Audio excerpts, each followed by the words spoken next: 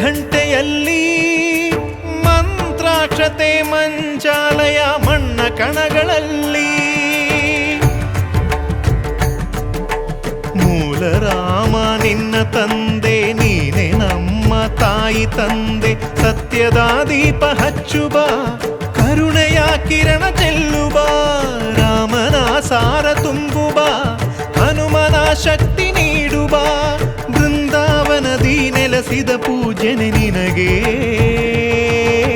ಶರಣು ಶರಣು ಶರಣು ಗುರು ರಾಘವೇಂದ್ರ ಶರಣು ಶರಣು ಶರಣು ಶರಣು